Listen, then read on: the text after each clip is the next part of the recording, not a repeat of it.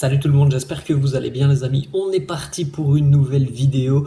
On va démarrer avec l'anniversaire de Rodrigo, le Brésilien fête aujourd'hui ses 23 ans. On lui souhaite évidemment un très joyeux anniversaire. Voilà d'ailleurs le palmarès de Rodrigo à 23 ans. C'est exceptionnel avec le Real, déjà deux titres de champion d'Espagne, une Ligue des Champions, deux Super Coupes d'Espagne, peut-être une troisième en fin de semaine, le Mondial des clubs, la Super Coupe d'Europe et une Copa del Rey. Donc voilà, les objectifs en club ont déjà tous été atteints par Rodrigo. Je pense maintenant aussi qu'il a très envie de remporter quelque chose avec la sélection brésilienne. On continue les amis, la une du quotidien Marca. On a une pensée évidemment émue pour Franz Beckenbauer et sa famille. Là, on parle d'une légende tout simplement du football qui nous a quittés hier. En ce qui concerne le Real, en haut, vous le voyez, Tormenta de Derbis. On va avoir 3 derbys, les amis, sur le prochain mois. On va en parler dans quelques instants. On continue la une du quotidien AS, là aussi, Tormenta de Derbis, puisque déjà premier derby dès demain, Super Coupe d'Espagne en Arabie Saoudite. Il faut savoir aussi qu'hier avait lieu donc hier soir le tirage au sort de la Copa del Rey, les huitièmes de finale de la Copa del Rey. Bon, le Real n'a pas été épargné par le tirage au sort. Les merengues retrouveront les colchoneros de l'Atlético Madrid. Ça sera en plus de ça du côté du Wanda Metropolitano, donc même pas l'avantage de jouer à domicile pour les merengues. Voilà, maintenant le Real est le tenant du titre. Il faudra éliminer donc l'Atlético dans son stade si les merengues ambitionnent d'aller, pourquoi pas de nouveau, chercher ce titre en Coupe du Roi. On regarde les amis le programme qui attend le Real sur le mois de janvier et le mois de février. Donc voilà, Super Coupe d'Espagne, Coupe du Roi, Liga, Ligue des Champions. On a évidemment de très très gros matchs en perspective côté merengue. Ça va démarrer dès demain avec cette demi-finale de Super Coupe d'Espagne face à l'Atlético. Il y aura l'éventuelle finale ce week-end.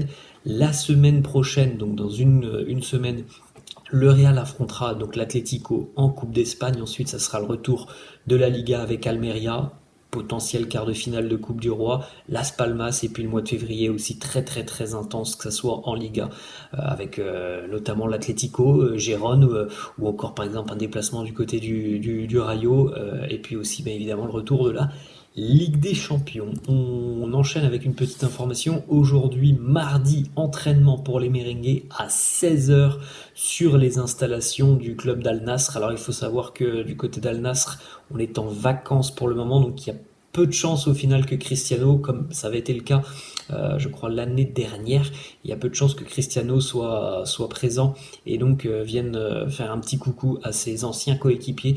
Il y aura une conférence de presse aussi un petit peu plus tôt dans l'après-midi à 15h15, on en parlera évidemment. Demain, on regarde quelques petites photos. Les Madrilènes sont arrivés du côté de l'Arabie Saoudite et de Riyad très tard hier soir. Voilà une petite photo juste avant le départ du côté de Madrid à l'aéroport.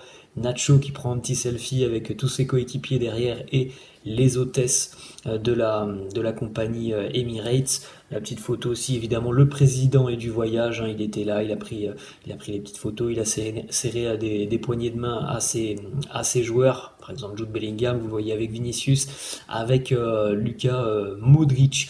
On a deux petites informations qui concernent l'entraînement, parce qu'il y avait tout de même entraînement hier matin du côté de Valdebebas. Ferland Mendy était bel et bien de retour avec l'équipe, donc il est du voyage évidemment, et il est disponible pour Carlo. Après, ça sera le choix de Carlo demain de l'utiliser ou non face à l'Atlético.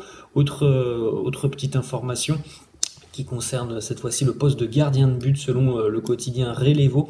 C'est Kepa qui sera dans les buts demain face à l'Atlético. Alors est-ce qu'il faut y voir une tendance? Je ne sais pas, en tout cas Relevo annonce que la tendance est plutôt vers Kepa demain face à l'Atlético. Bon, on regardera évidemment demain les compos d'équipe probables et puis on regardera si ça se vérifie ou pas. On jette un coup d'œil les amis, le groupe donc retenu par Carlo pour ce déplacement en Arabie Saoudite.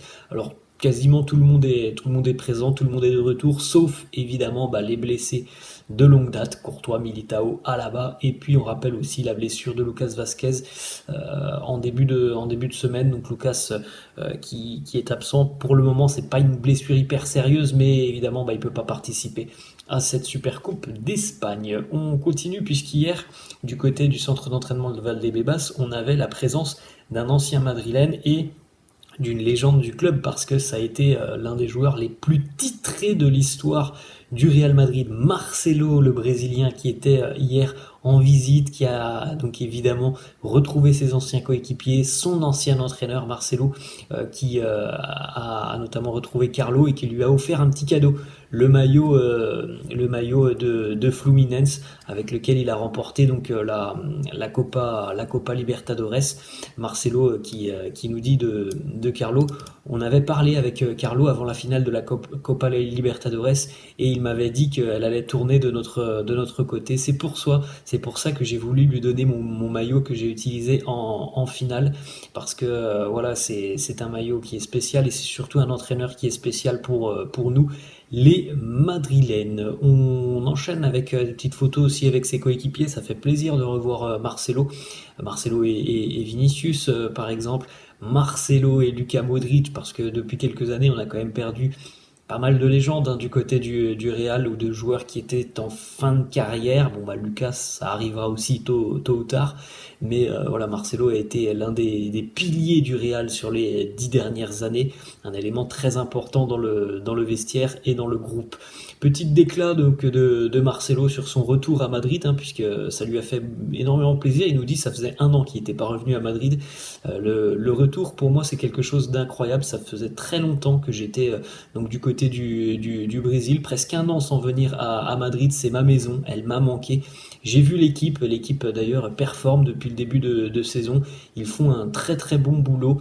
Maintenant c'est la Super Coupe d'Espagne. Je leur souhaite beaucoup de chance. J'espère qu'ils vont la gagner ce week-end. On espère tous évidemment et on va suivre ça puisque pour rappel les amis, les matchs de Super Coupe d'Espagne sont diffusés sur la chaîne L'Équipe. Donc voilà, c'est gratuit, c'est sur la TNT. On continue, petite photo aussi entre l'un des joueurs qui est arrivé cet été et l'un des cracks, Jude Bellingham et Marcelo. Il faut savoir que le fiston de Marcelo est visiblement un grand fan de Jude. Il nous dit Jude c'est l'idole de mon fils Liam. Je voulais prendre une photo avec Bellingham. Je le regarde depuis le début de saison. Il a fait un début au Real exceptionnel.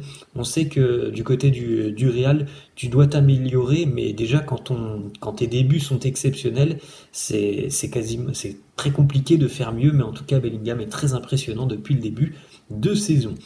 On continue les amis, des petits échanges entre Rodrigo et Fede Valverde, petite interview, les deux devaient se répondre chacun leur tour.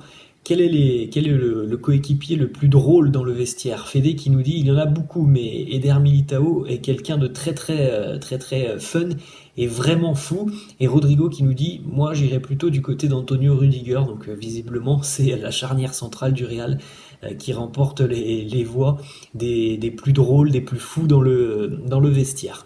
Ensuite, une petit échange assez sympa entre Fede et Rodrigo. Si tu pouvais avoir l'une des qualités de l'un de tes coéquipiers, tu choisirais qui? Fede qui répond les dribbles de Rodrigo. Et puis du côté de Rodrigo, on a répondu moi ça serait la puissance de frappe de Fede. Bon, on l'a pas beaucoup vu cette saison, mais on sait tous à quel point Fede a une puissance phénoménale lorsqu'il prend sa chance de loin ou de près d'ailleurs. C'est véritablement quelqu'un qui a un coup de fusil dans le pied. Quand ça part en général très vite. On termine une dernière petite déclat. Les deux d'ailleurs ont été unanimes sur la réponse. Si tu devais nous citer un talent caché dans l'équipe, un talent que personne ne connaît, qui n'est pas connu du grand public, Fede qui répond Nico, mais je pense que très récemment il s'est fait connaître, et Rodrigo qui répond Nico. Donc voilà, tout le monde visiblement dans le groupe semble sous le charme du jeune Nico Paz. Voilà les amis, la fin de cette vidéo, j'espère que ça vous a plu. N'hésitez pas comme d'hab à lâcher un petit pouce bleu, n'hésitez pas non plus à vous abonner à la chaîne. Je vous laisse, je vous dis à la prochaine. Ciao.